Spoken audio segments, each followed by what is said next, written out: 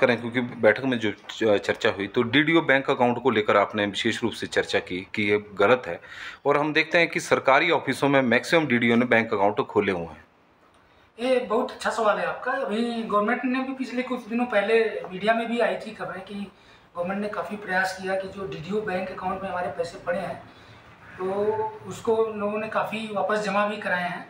तो ऐसे तो नियमतः डीडीओ बैंक अकाउंट बड़े rarest of the rare case में ही होना चाहिए, अदरवाइज तो एज पर रूल अलाउड नहीं है। लेकिन यहाँ की स्थिति है कि बहुत सारे डीडीओज ने बैंक अकाउंट खोल रखे हैं। तो इससे होता क्या है कि हमें सेविंग के रेट से बहुत नॉमिनल इंटरेस्ट मिलते हैं बैंक उसमें, और वो भी कई बार देखा गया कि वो प्रॉपर्ली जबकि गवर्नमेंट के रेवेन्यू में आना चाहिए वो भी नहीं जमा हो पाता। और हमारे पास ऐसे भी गवर्नमेंट के पास फंड की कमी है तो ओवरड्रॉल हो जाता है, वीज एंड मीन्स एडवांस ड्रा हो जाते हैं, तो उस पर काफ़ी ब्याज पड़ जाता है, तो गवर्नमेंट को काफ़ी नुकसान होता है। एक तरफ तो हमारा बहुत सारा फंड पड़ा रहता है, उसमें बहुत नॉमिनल इंटरेस्ट मिलता है, और दूसरी तरफ हैवी इंटरेस्ट पे करते हैं। तो पूरे गवर्नमेंट के हित में है कि DDO bank account rare case में ही किए जाएं जहां अलाउड। तो कौन सा अकाउंट खोलें? कई बार नहीं, पीडी अकाउंट है उनके लिए। अच्छा, जैसे PD। कोई लॉन्ग टर्म वाला कोई प्रोजेक्ट है उसके लिए पीडी अकाउंट है। PDA। बिल्कुल, PD account, personal deposit account, ठीक है। वो खोल सकते हैं डीडीओस और उसको कर सकते हैं। वो भी उसके भी रूल्स और क्राइटेरिया है उसके तहत ही। तो इससे हम बहुत सारा जो हमारा पैसा पार्क रहता है इधर आउट ऑफ गवर्नमेंट कार्पर्स, उससे बच सकते हैं, और गवर्नमेंट का बहुत जो नुकसान ब्याज के रूप में हो रहा है वो बचा सकते हैं। एक सर GPF को लेकर हुआ कि जब कोई कर्मचारी रिटायर होता है तो उससे 3 महीने पहले जब रिटायर होगा तो GPF उसका जमा नहीं होना है। तो अभी तक क्या लग रहा है कि इस तरह का हो रहा है हिमाचल प्रदेश में कि जमा हो रहा है और उसके बाद? हाँ, कुछ केसेस हमारे निगाह में आए हैं कि जैसे GPF का सब्सक्रिप्शन 3 महीने पहले रिटायरमेंट के बंद कर देना चाहिए, लेकिन कुछ केस आए हैं जिनमें कंटिन्यू कर देते हैं। तो चूंकि अब पैसा हम काटते हैं उस 3 महीने का एज पर रूल ब्याज नहीं दिया जाता, तो अननेसेसरी उसका पैसा हमारे गवर्नमेंट के पास आ जाता है, जो कि ठीक नहीं है। तो सब्सक्राइबर के फायदे के लिए भी है कि उसका हम ना काटें, क्योंकि ब्याज हमको देना नहीं उस पर। रिटेंशन को लेकर भी था कुछ? रिटेंशन के मामले में सर्टेन रूल्स है कि कब उनको अप्लाई कर देना चाहिए कि हम अपना रिटेन करना चाहते हैं।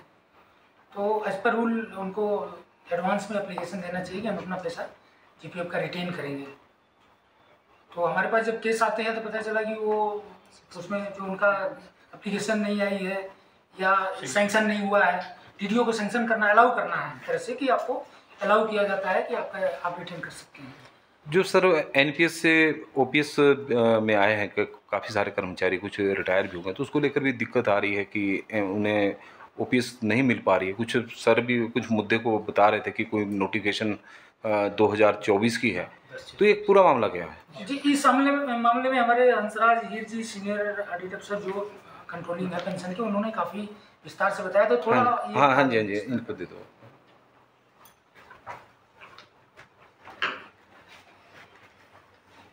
जी सर, ये जो मुद्दा है 10 से 2024 वाला NPS टू OPS वाली बात है, तो 10 से 24 में गवर्नमेंट ने क्लियर कहा है कि जो NPS टू OPS ऑप्शन दिए हुए जिसने जो OPS में आए होंगे उन्हीं के ऊपर लागू होगा कॉन्ट्रैक्ट सर्विस। तो 4 मई 2023 की जो स्टेट गवर्नमेंट की नोटिफिकेशन है वो विद इन 60 डेज सभी को अप्लाई करना था OPS के लिए। अगर किसी ने उस दौरान अप्लाई नहीं किया है या एफिडेविट नहीं दिया है तो उनके ऊपर लागू ही नहीं होगी, क्योंकि OPS और NPS वालों को लागू ही नहीं होगी। तो इसलिए अगर ऐसे कोई मामले हैं जिसकी सर्विस कम थी और अगर कॉन्ट्रैक्ट सर्विस जोड़ने के बाद 10 साल पड़ जाती है, पेंशन के एलिजिबल हो जाते हैं, तो ऐसे मामलों को बजाय इसके कि हमें भेजने की उसको बेहतर रहेगा कि स्टेट गवर्नमेंट से उठाएं, क्योंकि इसको रिलैक्स करने की पावर फाइनेंस के पास है। ठीक है, उन्होंने क्लियर कट किया हुआ इसको। तो इसलिए प्लीज़ ऐसे NPS टू OPS जाए इन मामलों को बहुत जरूरी है कि ये स्टेट गवर्नमेंट के साथ उठाए जाए, और फाइनेंस से उठाए जाएंगे तो वहाँ से क्लैरिफिकेशन आ जाएगी। ठीक, थैंक यू। तो कुल मिलाकर कैसी रही सर आज की? इसमें शुरुआत तो हम लोग की तरफ से की गई थी, कार्यालय प्रधान महालेखाकार हिमाचल की तरफ से, लेकिन इसमें हम लोग बहुत बहुत आभारी होंगे। DC साहब आए, शुभारंभ किया और उन्होंने काफ़ी अप्रिशिएट भी किया कि इस तरह के कार्यक्रम से अवेयरनेस बढ़ेगी और आगे भी होना चाहिए। और साथ साथ यहाँ के DTO साहब भी अपना बहुमूल्य समय निकाल कर दिए बैठे रहे, मतलब उनका भी मामला था इसमें। तो इन लोगों ने काफ़ी कोऑपरेट किया और ओवरऑल जो रिस्पांस रहा DTOs का वो बहुत अच्छा रहा। काफ़ी इंटरेक्शंस हुए ड्यूरिंग प्रोग्राम। तो वी आर होपफुल कि काफ़ी फ़ायदा इसका मिलेगा। और इसमें जिन लोगों ने काफ़ी इसमें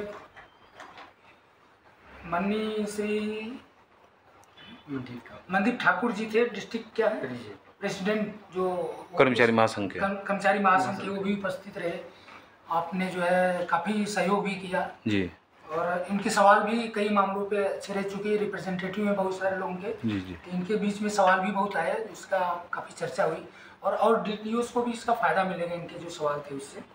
और श्री शमशेर ठाकुर जी भी रहे, उन्होंने पूरा वो किया। और दीपक आहूजा जी वाइस प्रेसिडेंट, अब भी इनका काफ़ी सहयोग रहा, आपने कार्यक्रम को सफल बनाने में काफ़ी योगदान किया। और एनपीएस एसोसिएशन के, अच्छा एनपीएस वेलफेयर एसोसिएशन के भी प्रतिनिधि यहाँ रहे, उन लोगों ने भी काफ़ी किया, लोगों ने सराहना की। और बाकी जिलों में करेंगे तो वहाँ भी संभवतः इन लोग का सहयोग प्राप्त होगा, ताकि सक्सेसफुली हम इस कार्यक्रम को और आगे बढ़ा सकें। Thank you. हमसे जुड़े रहने के लिए हमारे YouTube चैनल को सब्सक्राइब करें और नई वीडियो की नोटिफिकेशन के लिए बेल आइकॉन को दबाएं। अगर आप ये वीडियो Facebook पर देख रहे हैं तो लाइक जरूर करें और ज्यादा से ज्यादा शेयर करें। इसी तरह के और भी अपडेट्स के लिए फॉलो करें हमारा Instagram पेज himachal.kesri।